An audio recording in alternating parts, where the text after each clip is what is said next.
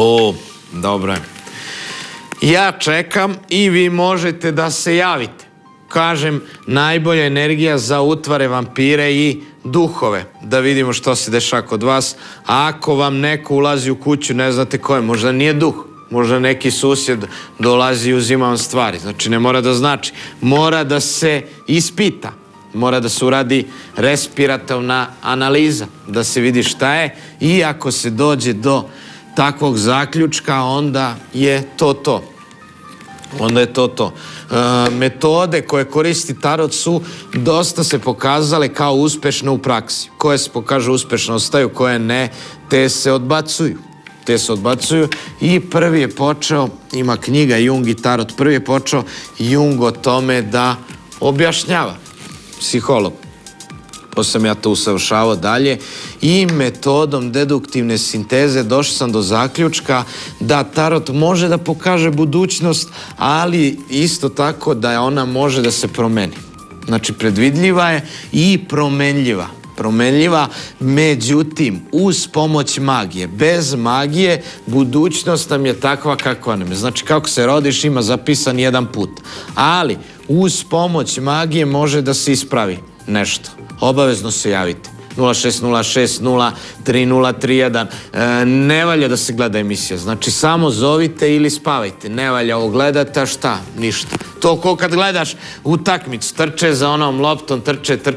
Šta trče sad tipu? Šta gledaš? Bolje za to vreme, dobro, knjiga, ko čita knjige. Neki strip da se pročita. A da. Teško je, ostaju ona slova od knjige. To moraju da reše. I zato ne valju. I zato ljudi su prestali da čitaju knjige i novine. Sve manje i manje kupuju zato što kad ono listaš, otruješ se. Mora da se ubace slova u boji. Recimo, ja dio novine, ja bi stavio neku šarenu podlogu i šarena slova. To je. I da ne bude ono otrovno ovako. I zato pade. Pa nemoguće da niko ne zove već minuta.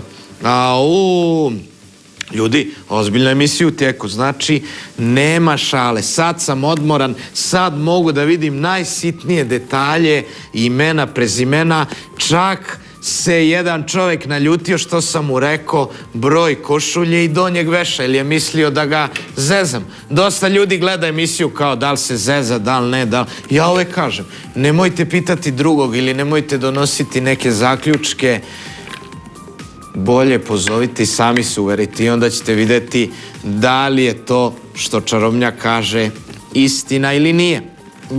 Eto vam prost dokaz. Da nije istina, šta? Imao bi 2-3 emisije, ljudi bi provalili, gotovo. A ne bi imao emisije 5 godina u celom regionu. To je preko, pa oko 1.700.000 emisija. Tako nešto sam imao. Sad će mi 2 milionita emisija uskoro. Nisam računao kada, ali uskoro. I to je. Nemojte vi misliti da ja imam danas samo ovu emisiju. Ujutro imam u Češkoj, popodne u Slovačkoj i usput kad se vraćam u Beču gostujem na radiju.